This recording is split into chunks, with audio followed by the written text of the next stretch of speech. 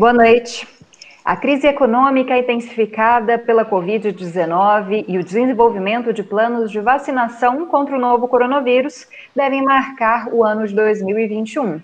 Além disso, o cenário político vai ter que lidar com os novos líderes do executivo eleitos nas últimas eleições e também já começar a estabelecer alianças para as eleições federais de 2022. E para tentar falar um pouco mais sobre esse cenário político no Brasil, nesse ano de 2021, nós vamos conversar agora com o professor Francisco Tavares, da Faculdade de Ciências Sociais da UFG. Olá, professor, muito obrigada pela sua presença. Olá, sou eu quem agradece o convite. É um prazer conversar com vocês e com os espectadores da TV UFG. E também vamos conversar novamente com o professor Pedro Pietrafessa, que é da PUC Goiás. Muito obrigada também pela sua presença. Obrigado, Camila. Sou eu quem agradeço o convite da TV UFG. Bom, nós estamos na TV UFG, canal 15.1 do Sinal Aberto, 21 da NET Goiânia e também pela internet, tanto no YouTube quanto no Facebook. Bom, queria começar então com vocês falando sobre o tema que marcou 2020 e que provavelmente vai continuar em pauta em 2021, que é a questão da pandemia. De que maneira a pandemia ela tem afetado e vai continuar afetando a política brasileira num cenário nacional? Vou falar primeiro com o professor Francisco. Acho que o cenário pandêmico mostra ou identifica de maneira muito aguda um quadro que é indiscutivelmente o de maior crise sanitária por um lado, uma das maiores crises econômicas por outro, e certamente o aprofundamento de uma seríssima crise política que tem seu início ali na virada de 2013 para 2014 no âmbito brasileiro. Mas mais do que isso, indica no plano global um momento muito específico, muito grande, em um processo já marcado por pressões seríssimas como o aquecimento global, como o que tecnicamente na ciência política nós temos chamado de processos de desdemocratização, ou, portanto, de uma saturação das democracias liberais e representativas em escala mundial, e um processo de crescimento muito significativo das desigualdades sociais e econômicas associado ao surgimento de todo tipo de conflito político que não consegue mais ser mediado pelo binômio democracia e direitos fundamentais. A pandemia é, portanto, se fosse uma ópera, o leitmotiv, aquilo que acompanha, aquilo que dá o tom, aquilo que informa o ritmo de um contexto profundamente crítico, no sentido gramsciano de crítica. O velho morreu, o novo não nasceu, e enquanto isso, toda a sorte de sintomas mórbidos acontece na nossa sociedade. A crise da Covid-19 é um sintoma mórbido de uma sociedade liberal-democrática que não consegue mais se manter nos seus próprios termos. Pedro? Eu acho que de 2020 para 2021 nós teremos ainda mais os aprofundamentos dos problemas sociais. A gente teve agora no segundo semestre um aumento do desemprego, ou das pessoas que o desemprego estava represado, muitas pessoas não estavam procurando emprego. Então, a partir do momento que teve um processo de flexibilização, você já teve um aumento considerável do desemprego. No ano que vem, o governo acabou de indicar hoje, próximo ao almoço, que ele não vai continuar com o auxílio emergencial. Então, isso pode trazer consequências econômicas e sociais para uma população que depende do auxílio emergencial.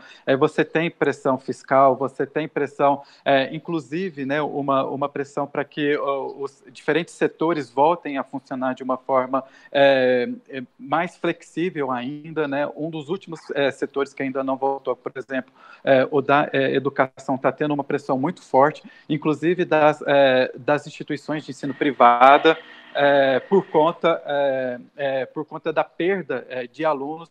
E essa volta, se não for programada, isso vai trazer reflexos ainda piores para uma segunda onda, sem que a primeira onda tenha finalizado. Calma aí que está tendo... Bom, enquanto o senhor resolve rapidinho, vou passar então de novo para o professor Francisco, que a gente retoma com o senhor daqui a pouquinho. Professor Francisco, o senhor falou dessa questão de uma ordem que não deu certo, a pandemia como resultado de um modelo de sociedade que não deu certo. mas a gente vê no Brasil que o nosso governo parece que não percebe as coisas nesse sentido, né? O nosso governo federal. E não tem adotado uma postura de enfrentamento, nega a pandemia desde o início. A senhora acha que essa pandemia ela pode, em alguma medida, mudar esse discurso, ou a gente deve continuar nesse cenário de negação, nesse cenário em que nosso ministro da Economia ainda insiste em um Estado reduzido, em teto de gastos, em não buscar formas de reduzir as desigualdades que foram intensificadas, né, durante esse processo? A verdade é que se a crise, se a saturação, né, de um modelo liberal democrático é um fenômeno global, é igualmente verdade que as respostas aos problemas decorrentes da pandemia de Covid-19 não são as mesmas em cada Estado-nação. E nesse sentido, são desde pensadores mais conservadores até pensadores mais críticos ou chamados de progressistas. Se há um raro consenso, desde aqueles que trabalham mais com teoria e interpretação, até aqueles que trabalham mais com dados, grandes massas de volumes informacionais, né, que a gente chama de dados empíricos, tratamentos estatísticos, ciências baseadas em o que se chama de Big Data. Se há um consenso desde a economia política até a ciência política, desde os estudos de comunicação até a filosofia, é que o Brasil é um péssimo exemplo no que tange ao tratamento da crise. E vamos pensar por partes, então. No âmbito da economia política, basta dizer que o modo como ontem a OCDE dispôs sobre o tratamento da questão da dívida pública na contemporaneidade, dizendo: este não pode ser o problema agora. Vamos gastar, investir em infraestrutura, investir em fomento ao emprego, investir em redução de desigualdades e lá na frente resolvemos o problema da dívida pública. O Fundo Monetário Internacional, em vários working papers e declarações oficiais, também aponta no mesmo sentido. Esse é o momento de uma política econômica expansionista, baseada em aumento de gastos públicos, mesmo que isso implique endividamento. Do ponto de vista do tratamento sanitário da crise, a Organização Mundial do Comércio, a Organização Mundial da Saúde, a Organização das Nações Unidas, são unânimes em seus técnicos em dizerem que o Brasil não prioriza o consenso científico quanto ao tratamento da questão e não se utiliza de um dos melhores sistemas mundiais de saúde pública, que é o nosso SUS, para atrasar, por exemplo, a distribuição de vacina e, por outro lado, promover formas de não tratamento sem nenhuma base científica, como ivermectina, cloroquina, etc., que implicam, inclusive, dispêndio de dinheiro público sem base científica para tal, o que é algo grave. Do ponto de vista da representação política e da condução não democrática do fenômeno, a gente percebe que não há um diálogo com a sociedade civil, não há uma tentativa de se ouvir toda a inteligência crítica que há na nossa sociedade para se debelar à crise, mas, ao contrário, associa-se a ideia de militarização à técnica, e, na verdade, o militar é um técnico da guerra, e não um técnico da saúde pública, e não um técnico da economia política, e não um técnico da representação democrática, e essas pessoas, sem a menor condição para interagirem democraticamente com a melhor inteligência da sociedade, cometem verdadeiros desastres do ponto de vista gerencial. Então, de fato, há uma crise muito profunda, mas há declarações da Organização Mundial de Saúde, de pessoas da Organização das Nações Unidas, há declarações da OCDE, do Fundo Monetário Internacional, indicando que o Brasil é um ponto fora da curva no que se refere a respostas pouco eficientes para um quadro que, por si só, já é muito grave. O professor Pedro teve um pequeno contratempo ali com uma obra, mas a gente entende, porque trabalhar de casa na pandemia dá nisso, né, professor? Mas gostaria então que o senhor continuasse falando dessa questão do desemprego, que é tão marcante, né? Nesse ano atingimos índices históricos de desempregados, de desalentados também, e que o senhor já faça uma análise em relação às medidas que o governo tem tomado em relação a isso. 2021 deve acompanhar um crescimento do desemprego, ou será que a gente consegue reduzir essa taxa?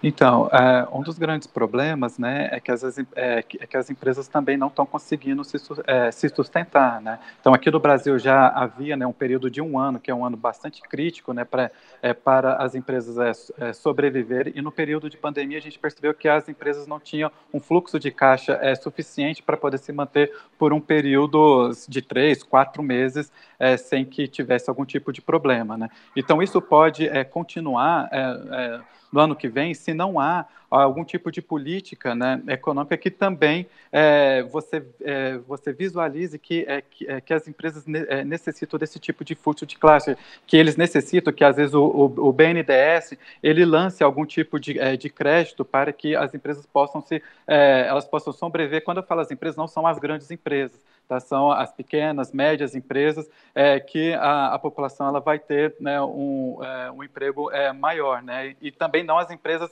altamente automatizadas, né? Então essas também empregam muito pouco, né? Então é importante que essas pequenas e médias empresas que empregam uma grande parte da população brasileira, elas tenham em 2021 também condições de sobreviver. E isso vai cria, né, certos dilemas, porque a gente tem todo um procedimento, né, de distanciamento social, porque a pandemia não vai acabar no início do ano que vem, né? Como é que essas empresas vão manter esses funcionários? Como é que elas vão ter ali os diferentes tipos de serviços que elas vão prestar? Eu estou falando de serviço porque a maior parte das nossas empresas estão na área de serviço, mas a gente também tem a parte da indústria, né, que também seria importante que o governo teria, né, algum tipo de política econômica para esses setores. Então, acredito que a gente vai ter ainda alguns problemas relacionados no que se refere ao mercado de trabalho. Nós ainda teremos um mercado de trabalho com muitos desempregados.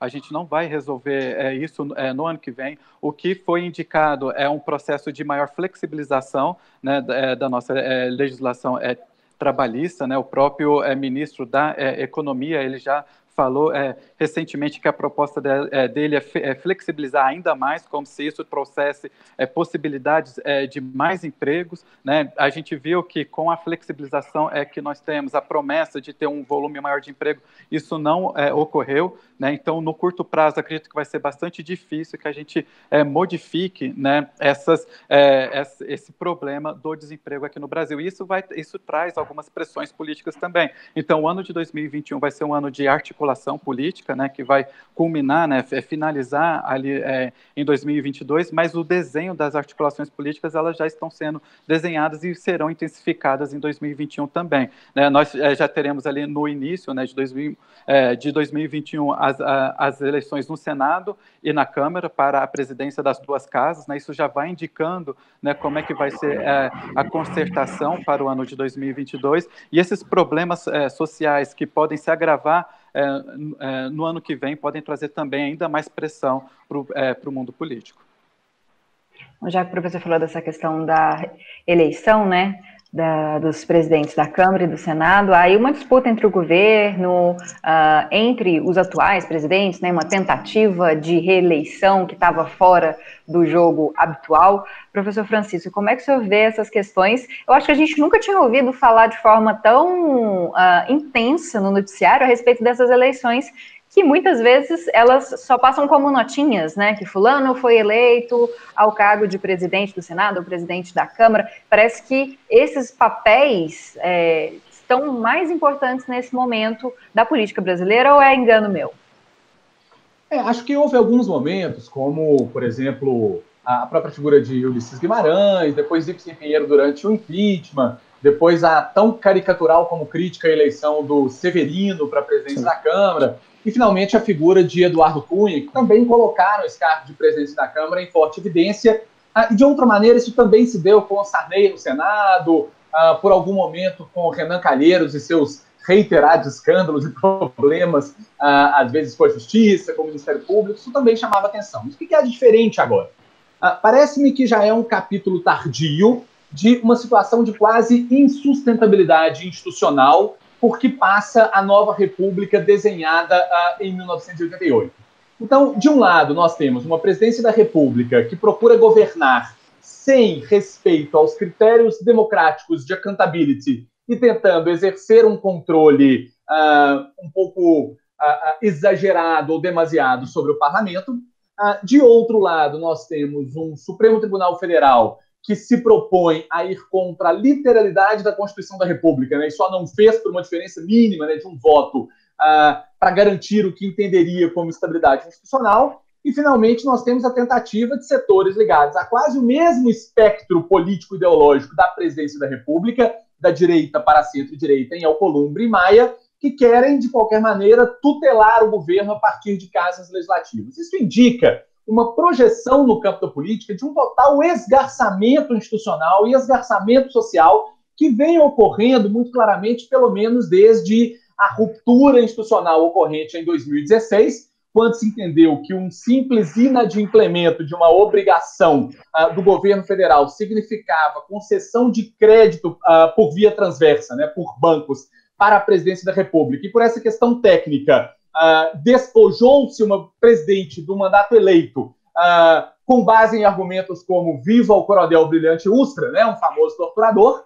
Ato contínuo, produz-se uma eleição em que o principal concorrente não pode disputar por força de uma decisão judicial proferida segundo um acerto no Telegram entre o juiz e o promotor, e depois o juiz se torna ministro de quem assumiu e, ato contínuo, advogado da empresa que ele, em tese, teria condenado, né? Então, assim, num país como esse, em que as eleições claramente não foram sérias, em que a destituição de um mandato em 2016, para qualquer pessoa com mínima compreensão de direito financeiro, não foi sério, né? O argumento para aquela destituição não foi sério. É claro que nós chegaremos em 2020 com instituições completamente em frangalhos, né? Então, o Supremo atropela a Constituição para resolver uma contenda entre Legislativo e Executivo, colocando quem quiser na presidência da Câmara ou do Senado. Então, esse é mais um capítulo de um processo já de total dissolução do pacto político consubstanciado em 88 neste país. Professor Pedro, o senhor concorda com essa análise bem pesada, né, assim, pessimista? A gente começa a rememorar os acontecimentos pensando tanto que a nossa vida política está conturbada nos últimos anos, né? De fato, a nossa vida política ela não está nada fácil e acredito que o cenário ele não é positivo, não. Ele é tão pessimista quanto o Frank ele mencionou, sim. Né? Então, a gente vem de um processo de desgaste das nossas instituições políticas que vem desde do simples fato da questão da representação política, um fenômeno também de muito desgaste de como que os representandos e os nossos representados, eles se relacionam. Né? Isso não é um fenômeno apenas brasileiro, a gente tem um problema de outros países, né, em que as pessoas não mais estão acreditando naqueles que eles elegeram. Então, você tem um problema dos partidos políticos, você tem um problema dos diferentes parlamentos. Quando eu falo parlamento, também pense nos congressos nacionais, tá bom? Porque alguns países são parlamentaristas, outros são presidencialistas, mas pense no parlamento como uma instituição legislativa, né? Então, você tem esses problemas também, e o legislativo ele não está fora também desse tipo de questionamento. Não só aqui no Brasil, mas a gente viu recentemente também lá nos Estados Unidos, né, algum tipo de problema de questionamento, né, em relação a como que você vai decidir sobre a Suprema Corte americana, quem que você vai indicar, se o Donald Trump teria ou não legitimidade para poder indicar, né, uma pessoa para poder assumir, né, muito próximo do fim do mandato dele. Então, você tem, em outras partes do mundo, isso vem dos últimos 20 anos, né, com um problema de representatividade das nossas instituições políticas. E aqui no Brasil isso se intensificou muito, né, e com o impeachment da Dilma, isso não foi resolvido. Acredito que alguns setores, né, acreditaram que isso ia resolver os problemas políticos, né, tirando a Dilma da presidência por uma justificativa, né, que foi bastante fraca, né, do ponto de vista jurídico, né, mas como foi uma decisão política e ela não tinha uma base de apoio, tanto é que o Michel Temer, né, tinha indícios muito mais fortes e ele conseguiu se manter na presidência, né, então isso mostra que ela não tinha ali o apoio político necessário. E isso culminou com um governo eleito que tem uma série de problemas de relacionamento com a democracia, né, com integrantes do governo, inclusive o próprio presidente participando de atos não democráticos, né, isso é muito grave, né, você vê naquela reunião do 22 de abril, né, que todo o Brasil viu, de ministros, né, falando de uma forma bastante não republicana sobre outros poderes. Isso mostra como é que estava no núcleo do governo o seu relacionamento com outros poderes, e mostra o tanto que as nossas instituições, a gente precisa tomar um pouco de cuidado. É claro que ela tem a sua resiliência, né, mas mesmo assim, as nossas instituições que nós criamos com a Constituição de 1988, ela tá passando por um período de crise. E essa votação no Supremo Tribunal Federal, que foi muito próxima, foi 6-5, né, de um ponto que estava pacificado em relação, que estava escrito literal, né, sobre a presidência, tanto da Câmara e do Senado, quanto tempo pode, quanto não pode, né, em relação aos mandatos, mostra, né, esses são indícios, né, que a nossa organização política, que nós aprovamos ali na Carta Magna, ela precisa ou ser discutida de uma forma um pouco mais séria, ou a gente precisa rever se esse tipo de democracia ela vai levar a gente ou para algum tipo de barbárie, que é o que nós estamos levando, ou se a gente estabelece fortalecimentos ou empoderamentos, né, dos checks and balances, né, dos pesos e contrapesos, para manter, né, os nossos princípios democráticos. Quando eu falo princípios democráticos, não é só a questão de direito a voto ou de você eleger mandatos, né, como de presidente ou de deputados, mas também a nossa Constituição, ela protege uma série de programas, como, por exemplo, o SUS, né, que foi fundamental na pandemia, e relembrando a primeira pergunta, uma das questões que estão na Constituição, que faz esse processo de democratização no sentido mais amplo, não só no sentido de eleger governos, a gente também está colocando em risco. Então, tem todo o aparato institucional de relações entre poderes, nós temos a nossa parte programática da nossa Constituição, né, de políticas públicas, por exemplo, universalizantes como o SUS, nós temos problemas relacionados em relação à questão de etnias, como a demarcação de terras indígenas. Então, tudo isso vai corroendo a nossa Constituição em diferentes aspectos, o aspecto institucional político, o aspecto social e o nosso aspecto programático, que a nossa Constituição ela previu, né, a partir de 1988, ela foi, com o tempo, se atualizando, e agora nós estamos num processo de crise do nosso regime democrático. Bom, eu vou para um rápido intervalo, daqui a pouquinho a gente retoma essa conversa a respeito do cenário político, principalmente aqui no Brasil, no ano de 2021, marcado muito provavelmente também pela pandemia de Covid-19, aqui no Brasil e no mundo. Não saia daí, a gente volta rapidinho.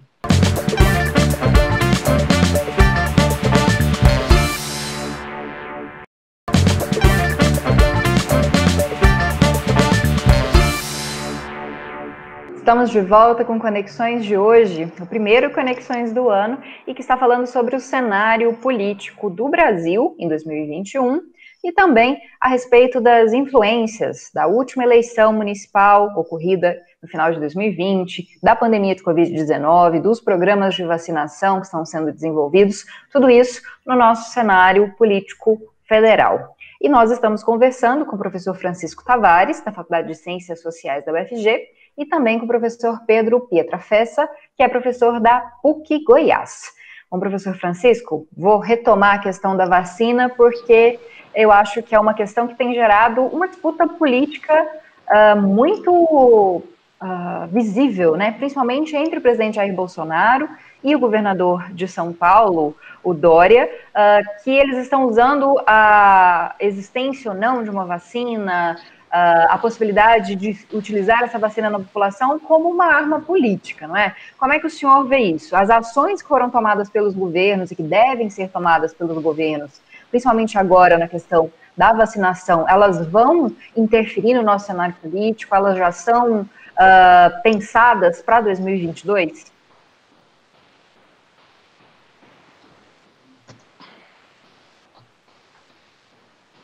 Professor Francisco, o senhor nos ouviu? Estou bem, mas a sua imagem congelou por algum instante. Não, tudo bem. A pergunta era sobre as ações do governo federal vis-à-vis o Estado de São Paulo e os demais, esse conflito federativo, no que diz respeito à política vacinal para a Covid-19.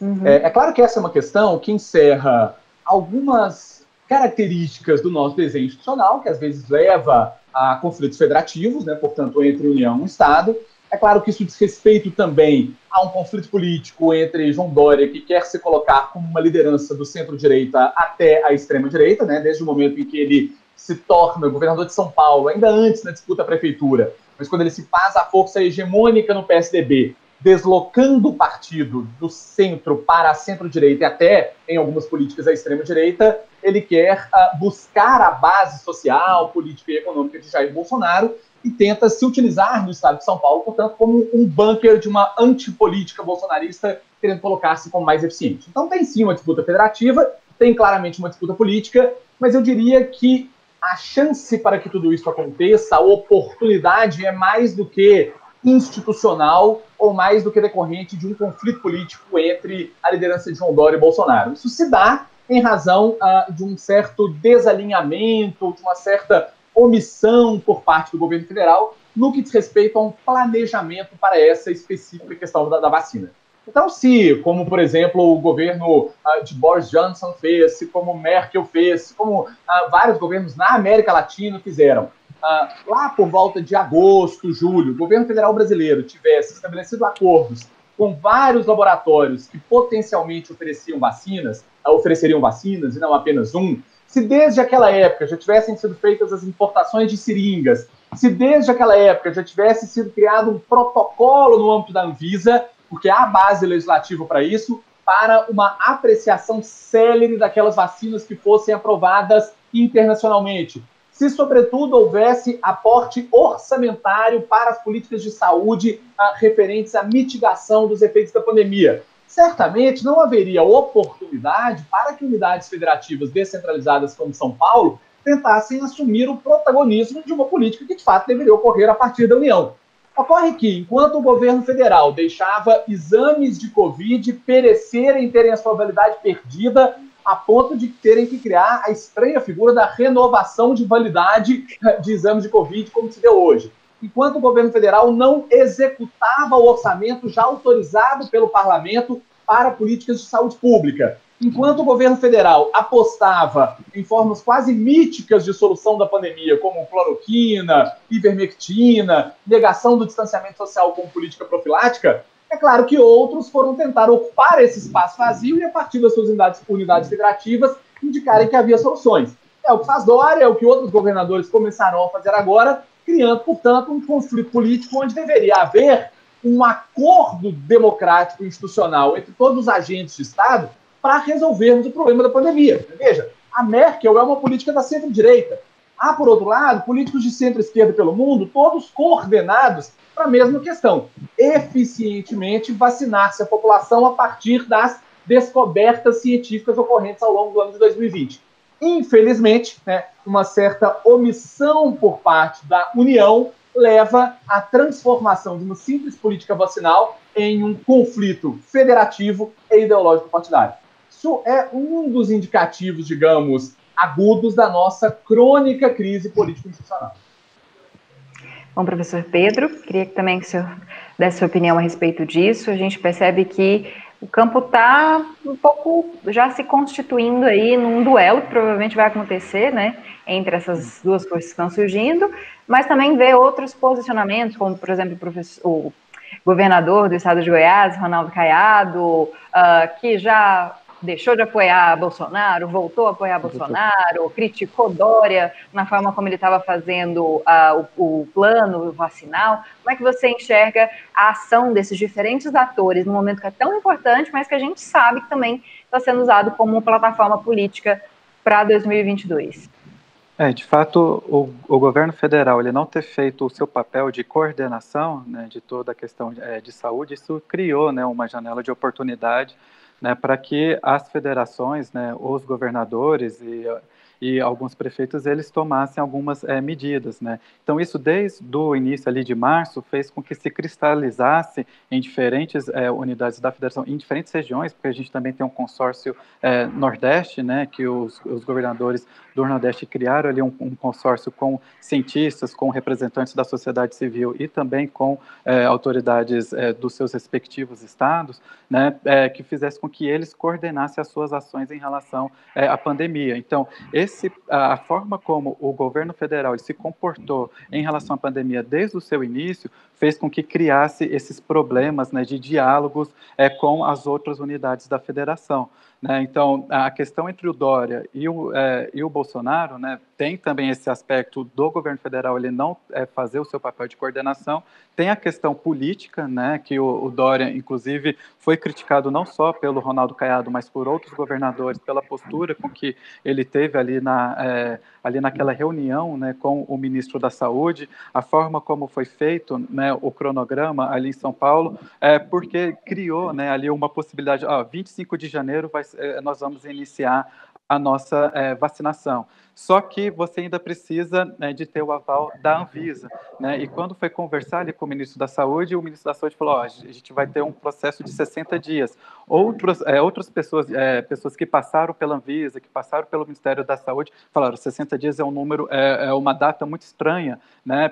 Para que você tenha, num processo de pandemia, você liberalizar, né, a questão da vacina. Então, você vê que em questões técnicas, você já vai politizando. Isso tudo é fruto da forma como o governo federal ele trata, né, ou ele tratou, né, a pandemia desde o começo, criando um monte de insegurança nos outros atores políticos, né, principalmente nos governadores, na forma como os governadores eles vão organizar os seus estados e permitiu com que, por exemplo, o João Dória fala, bom, o governo federal ele não vai ter um planejamento, né, o ministro da Saúde hoje, ele disse que ele vai lançar até o final do dia, né, o seu plano, né, o seu cronograma de vacinação, mas isso foi depois com que o Estado de São Paulo fez. Então, deveria ter sido uma coisa conjunta, né, uma coordenação entre o governo federal, os governos estaduais e os representantes dos municípios, né, claro que não dá para juntar todos os prefeitos, mas as prefeituras têm ali os seus órgãos de representação junto com as outras instâncias. Então, isso não foi feito desde o começo, né? Então, todo esse problema, essa politização foi criada, claro, como uma oportunidade, né, desses atores políticos visualizando eleições futuras, se colocando como uma liderança, né, uma possível liderança nacional. Essa é pelo menos, né, a pretensão ali do Dória, né, para ele poder montar ali a sua campanha para 2022, mas só que você tem um problema que é muito mais sério, que é a forma como estados e o governo federal estão se articulando para poder fazer a vacinação. Então, a questão dos suprimentos, então nós temos a questão das seringas, nós temos a questão das agulhas, né, você tem uma série de questões logísticas, né, que não foram pensadas, você tem a compra, né, de quantos lotes dessas vacinas foram adquiridas, tem países que adquiriram para um pouco mais do tamanho da sua população, o que o Brasil adquiriu chega pelo menos a metade da sua população, então isso é muito grave, né? Então você está num processo em que as farmacêuticas estão muito próximas, né? Ou algumas já lançaram ali para você ter a vacinação, por exemplo, o Reino Unido, né? Ele já vacinou a primeira pessoa, uma idosa de 90 anos, e o Brasil não está preparado. Né? Então, isso fez com que a gente criasse todo esse ambiente, né, bastante conturbado, né, para que a gente com a pandemia. O professor Francisco deu um susto na gente agora, caiu, mas voltou rapidinho. Bom, professor Francisco, o senhor tem dito muito nas últimas entrevistas que fiz com o senhor, também desde 2018, né, a respeito dessa ascensão da extrema-direita, desses movimentos que, de uma forma ou outra, eles estão puxando aí, né, elevando a fronteira em certas medidas, brincando um pouco com a democracia. As eleições de 2020, né, as eleições municipais, elas mostram que a gente continua seguindo no mesmo sentido, pelo menos, né, dentro dos municípios, ou já há uma reação de movimentos contrários a essas políticas mais extremas? A gente viu em várias cidades pessoas trans, pessoas de movimentos sociais, mais pessoas negras, não tantas mulheres quanto a gente gostaria, mas será que isso representa que nós estamos tentando caminhar novamente para um espaço mais democrático? É muito difícil estabelecer conclusões para a sociedade brasileira em geral e tendências para as eleições de 2022 em especial a partir do processo eleitoral ocorrente agora em 2020. Isso posto, perceptível que houve, na verdade, em 2020, um comportamento eleitoral com resultados ambivalentes do ponto de vista de quem são os grupos que ganham e qual é o espectro ideológico que sai fortalecido. Por um lado, Bolsonaro e sua família perdem muito claramente. Quanto a isso, não resta a menor dúvida. O filho de Bolsonaro não consegue ser o candidato mais votado no Rio de Janeiro, e um candidato do espectro político claramente à esquerda do PSOL, que, portanto, está à esquerda do PT, é o candidato mais votado naquela cidade. Mais do que isso, exceções muito pontuais, como o caso do Naves aqui em Anápolis, candidaturas que receberam a expressa aprovação do presidente e sua família, e Crivella seria um ícone nesse sentido, Russomano em São Paulo seria outro, o próprio Gustavo Gayer aqui em Goiânia seria mais um, não tiveram um desempenho eleitoral satisfatório. Bolsonaro praticamente não elegeu nas capitais, exceção feita talvez apenas a Vitória. Pois bem, por outro lado, há uma direita e uma extrema-direita que se comporta com muita força nessas eleições municipais. Me refiro de maneira muito específica a setores do DEM, que estão posicionados à direita, embora assim muitas vezes não digam, e a setores principalmente do Republicanos, que é um partido muito próximo a uma igreja neopentecostal, a Universal, que tem uma perspectiva no espectro político claramente aproximada ao governo Bolsonaro. O problema é que, se o presidente, enquanto tal, não conseguiu crescer, ele vai precisar negociar com esses setores, por mais que eles tenham afinidades ideológicas. Isso implica entregar maior participação no governo, mais ministérios, mais recursos, e para isso vai ter que desalojar alguém. Será que são os militares? Será que são aqueles grupos mais ideologicamente afinados e sem uma base eleitoral partidária? Isso é algo que o jogo da política da extrema-direita vai mostrar daqui para frente. De outro lado, a esquerda não sofreu a derrota que se esperava. É verdade que o PT perde algumas prefeituras, é verdade que a esquerda não cresce em termos absolutos, não cresce em termos relativos, mas ela não continua naquele processo de derrotas eleitorais e sociais que teve o seu ápice entre 2016 e 2018. E por que não? Porque, do ponto de vista do discurso, o campo político da centro-esquerda e da esquerda encontrou finalmente o seu lugar.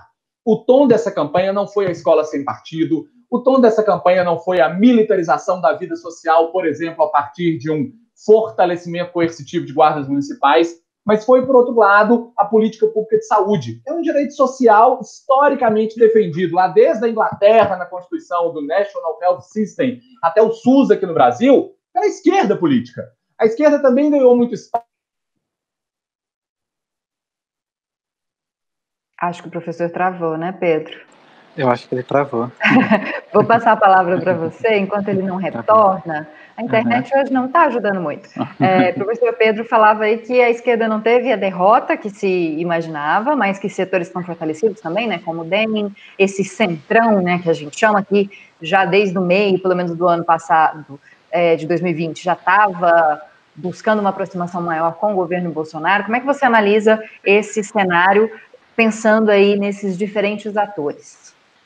Pensando nesses diferentes atores, né, de fato o centrão, né, a gente tem que separar assim, o chamado centrão não necessariamente são partidos do centro, né, do nosso espectro, o Frank, ele está voltando, do nosso espectro ideológico, né, eles estão posicionados mais à direita, né, dentro da questão ideológica, né, então o DEM ganhou muitas prefeituras, o PP ganhou muitas prefeituras, o PSD ganhou muitas prefeituras, e esses partidos, né, e os candidatos, né, que se elegeram, eles têm, né, uma base eleitoral mais identificada com o campo da direita, se a gente for pensar nessa questão dos espectros ideológicos. De fato, o fundo do poço, tendo em vista as eleições de 2016 e 2020, por enquanto, né, seria importante depois ver 2024 e assim sucessivamente, mas o ponto de maior perda, né, de prefeituras e de votos foi em 2016. Né, foi quando,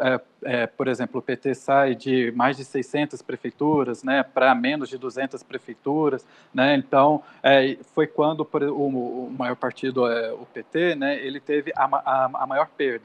O PSB e o PDT, né, que estão ali na centro-esquerda, eles têm, inclusive, ganharam mais prefeituras do que o PT, por exemplo. né? Então, a gente teve ali, claro que eles também perderam prefeituras em relação a 2016, mas não foi uma perda tão significativa assim. Então, eu acredito que não foi o campo, né, da esquerda, ela não perdeu tanto quanto se imaginava. Né? Então, permite para ela repensar como que ela vai atuar, seja nas próximas eleições, são as eleições gerais, né, como que ela vai atuar nas próximas eleições municipais também.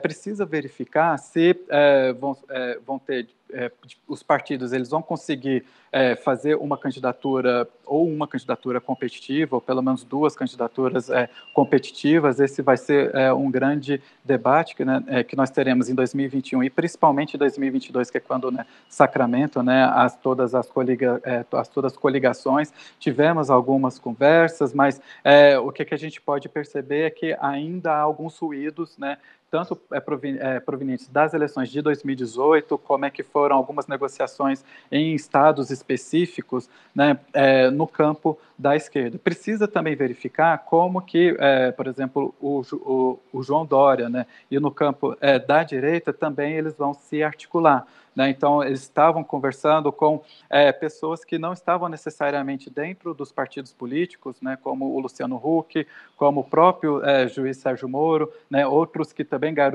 tiveram grande destaque em 2020, mas que são políticos, né, como o Mandetta, né, que também está participando de toda essa articulação. Então, esse outro campo, né, se a gente for pegar esses campos ideológicos, eles também estão começando a se articular, verificando também, é claro que as eleições municipais, elas não são um bom retrato para a gente pensar especificamente as eleições gerais, porque elas têm dinâmicas que são diferentes, mas isso fortalece alguns campos, fortalece alguns políticos, né, e vai dar algum tipo de legitimidade para eles formarem a coligação para 2022. E a gente precisa verificar como que o presidente e todo esse, como que ele vai primeiro organizar o seu próprio governo, que ele não tem uma base, ele não conseguiu ainda, mesmo se aproximando do Centrão, a forma como ele está se aproximando do Centrão precisa ter uma azeitada um pouco maior, ainda está bastante conturbada. Essa eleição para a Câmara e para o Senado, da presidência das duas casas, vai ser importante para verificar como que ele vai melhorar ou não a sua relação com esses partidos, para verificar como que vai ser o jogo político para 2022. Lembrando que ele não conseguiu, né, formar o seu partido, né, então isso enfraquece ele enquanto liderança, não conseguiu eleger, né, os prefeitos aqueles que ele pegou, abraçou no sentido figurativo, fez campanha, né, então a gente precisa verificar como que vai ser esse jogo, mas eles já começaram, inclusive, por exemplo, Ciro Gomes, até mesmo o João Dória, falar, não, a gente precisa fazer alianças mais amplas, né, isso não significa que necessariamente o PDT vai sair junto com o PSDB, mas essas conversas elas já estão sendo iniciadas. Bom, professor Francisco, o senhor tinha caído, aí passei a palavra para o Pedro, mas queria retomar para o senhor concluir. O senhor estava falando sobre a principal bandeira das esquerdas no mundo, que é a questão da saúde pública, né, que ficou evidenciada nesse momento de pandemia, e já que o professor Pedro tocou em alguns nomes, queria que o senhor fizesse uma análise sobre esses nomes, né? A gente sabe aí de conversas informais, digamos assim, entre Luciano Huck e o ex-ministro Moro, antes dele ter assumido, né, como advogado da empresa americana, e também a gente tem muita gente falando sobre uma possível união da esquerda, do crescimento e fortalecimento, por exemplo, do Guilherme Boulos, por ter chegado ao segundo turno em São Paulo. Como é que o senhor analisa esse cenário?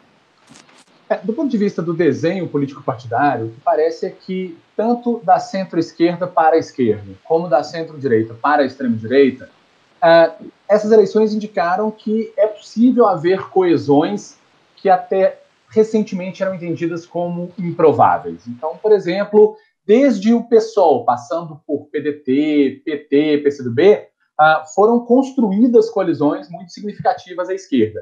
Da mesma forma, a centro-direita e a direita mantiveram-se tremendamente coesas em cidades como Porto Alegre, como Vitória, mesmo Fortaleza, onde não venceram, mesmo São Paulo, né, onde vencem. Então, esses setores se mostram coesos. Bom, acaso fiquem coesos, o mais óbvio é que Jair Bolsonaro se candidate à reeleição num grande acordo de toda a centro-direita até a extrema-direita, e, por outro lado, o mais óbvio seria que PDT, PSB, PSOL, PT, PCdoB conseguissem encontrar uma só candidatura. Mas talvez isso não seja tão simples assim em termos de articulação em âmbito nacional para 2022. Isso foi possível nas prefeituras agora, esse tipo de acordo, mas talvez não se sustente até lá. Isso posto, acaso, por exemplo, PSB e PDT acenem para a centro-direita com uma candidatura que fica a meio caminho, e, por outro lado, Luciano Huck, menos provavelmente Moro, talvez uma volta de Joaquim Barbosa, Mandetta, tentem ocupar uma parte da extrema-direita, mas voltem um pouco mais para o centro, contra Bolsonaro. E, por outro, a gente tenha PCdoB, PSOL e PT coeso de um lado, e o Bolsonaro, que vai precisar, inclusive, de um partido para isso, né, em seu partido de outro, o cenário não fica muito claro. Porque veja que se o PT se lança apenas com PCdoB e PSOL, pode ser que essa candidatura nem chegue ao segundo turno e que, portanto, a candidatura da direita e da extrema-direita vá para o segundo turno. Por outro lado, se Bolsonaro, com uma popularidade não muito significativa, se lança contra Barbosa, contra Huck, contra Dória, e a centro-esquerda se coloca de maneira coesa, pode ser que ou Barbosa, Huck, Mandetta não vá para o segundo turno, ou Bolsonaro fique fora do segundo turno. Um cenário muito pouco provável, porque geralmente o incumbente chega no segundo turno, mas ele começa a se tornar possível dada a coesão do outro lado. Então, quem conseguir fazer o acordo com maior coesão do seu bloco chega mais forte para 2022. O problema é que essa não é uma conversa simples. A gente sabe que entre Moro e Bolsonaro não vai ser possível mais um acordo. De outro lado, entre Ciro e PT, parece que também não. Se nós acompanharmos as movimentações de militância mais organizada e de dirigentes partidários no pós-eleições agora de 2020, parece que o grande adversário do PDT é o PT e o grande adversário do PT é o PDT. Eles têm se atacado diuturnamente nas suas declarações públicas, de modo a não parecer que caminhem coesamente. Bom, a gente sabe que o Ciro não tem voto para ir para o segundo turno, né? Ele sempre diz que se ninguém competir, ele ganha o segundo turno, mas nas eleições não é assim que funciona. Você sempre tem que ter um adversário, então ele não pode pedir para todo mundo deixar de se candidatar para que ele ganhe, né? Segundo as contas dele, é assim que funciona. Por outro lado, o PT sozinho, até pelo fenômeno do antipetismo, pelo certo desgaste que sofreu, tampouco tem condições de se eleger. Então, se esses setores não conversarem, pelo visto não querem fazê-lo, vão ter dificuldades. Do outro lado, né, no campo da direita e da extrema-direita, que implica Moro, que implica Huck, que implica João Dória e, obviamente, Bolsonaro, acho que também, sem um acordo, eles vão ter dificuldade de se tornarem viáveis. Então, quem conseguir conversar melhor, eu acho que chega mais forte. Bom, a gente está quase encerrando o nosso debate, mas acho que ainda dá para falar um pouquinho mais a respeito do cenário político no Brasil nesse momento. O senhor falando sobre as questões dos candidatos, possíveis candidatos, as possíveis alianças, e o senhor tocou no ponto do PT. E nós sabemos que há esse antipetismo e existe também uma dificuldade da união, né, da esquerda. A gente teve várias candidaturas de esquerda contra Bolsonaro.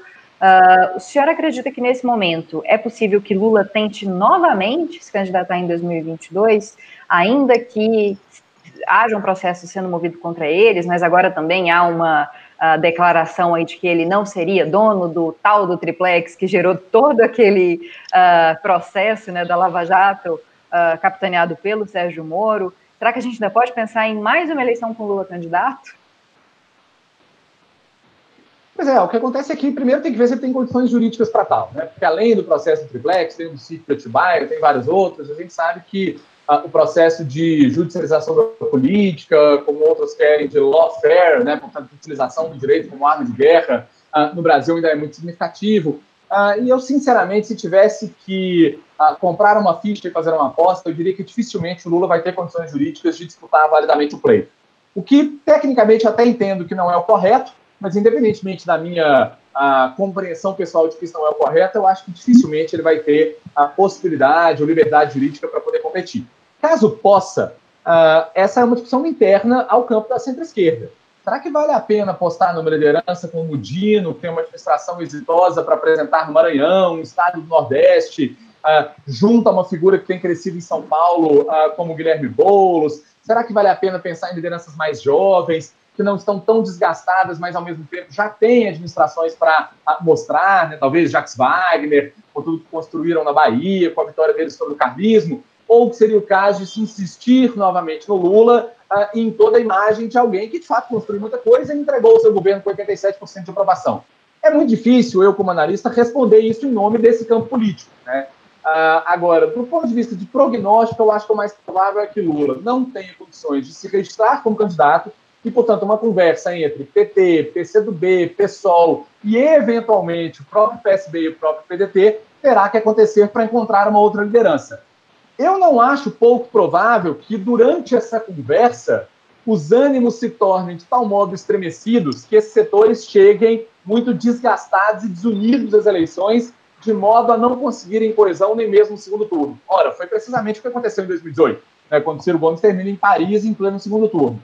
Então, eu acho pouco provável que o nome seja Lula e é muito difícil tentar vaticinar qual será, porque todas as forças tentarão apresentar as suas próprias lideranças como aquelas mais adequadas, seja para conquistarem êxito eleitoral, seja para proporem uma renovação da esquerda brasileira. É muito difícil tentar antever nesse momento. Vou fazer uma outra pergunta para o professor Pedro, vai ter que ser mais rapidinha a resposta, porque a gente está quase acabando o nosso tempo. Mas, professor, a gente sabe que Bolsonaro sofreu uma queda na sua aprovação, né, na aprovação dele frente à presidência da República, mas também parece que a pandemia não abalou tanto assim a popularidade dele, já que houve o auxílio emergencial, né, muitas pessoas passaram a apoiá-lo por causa disso. E a gente sabe que tem vários processos que envolvem tanto o Jair Bolsonaro quanto a família dele. Um caso aí a ser esclarecido, né? O caso do Queiroz, dos cheques depositados. Isso pode abalar o presidente, abalar a sua candidatura para 2022, até mesmo seu governo, nesses próximos 2 anos? Bom, nesses próximos 2 anos, no que se refere à aprovação, acredito que pode abalar, sim, principalmente a questão do auxílio emergencial, se ele não fizer um programa social forte, né? Até porque o Bolsa Família e outros programas sociais, eles foram feitos com uma equipe técnica muito competente, né? Então, os especialistas de políticas públicas, na época do Ministério do Planejamento, foram quem desenharam toda a política pública, e agora parece que, por exemplo, o Renda Cidadã está sendo feita ali em alguns gabinetes, né, sem chamar, né, toda uma equipe técnica preocupada com a questão da assistência social e da intersetorialidade de políticas públicas. Então, isso pode gerar um problema dele num campo que ele ganhou alguns simpatizantes. Ele pode ter problemas no que se refere a como que vai ser o desempenho econômico no ano que vem. E outra questão relacionada à sua fala, né, pelo menos, né, a sua fala de que ele combate a corrupção com todos esses processos, né, que a família dele está sendo investigada, isso pode gerar também um grande desgaste num público bastante moralista, né, num público que essa questão da corrupção, ela foi muito forte nas eleições de 2018, né, que falava, bom, que ele não tem nenhum processo, não sei o quê, e agora ele pode sofrer esse desgaste, sim, em relação à sua imagem e da sua família para 2022, por esses 3 aspectos, seja pela questão da corrupção, seja pela questão social, né, que ele não tem, né, ali um programa social feito de uma forma minimamente racional, né, está sendo feito ali dentro de alguns gabinetes, sem toda a equipe técnica, né, então isso pode prejudicar ele bastante, né, além da questão econômica que eu tinha mencionado para 2022. Ok, muito obrigada pela sua presença, professor Pedro. Obrigado, eu que agradeço, Camila. Obrigada, professor Francisco, por ter insistido com a gente, com a internet, que hoje não estava boa. Muito obrigada por estar com a gente. Eu que agradeço. Fico sempre à disposição e peço desculpas a todos e a todas pelos problemas tecnológicos. Gente, não tem culpa, muito menos o senhor, professora. Nosso público já entende, já está acostumado com as nossas lives. E eu agradeço a você que assistiu a gente e te convido a conferir o nosso próximo debate na semana que vem. Até lá!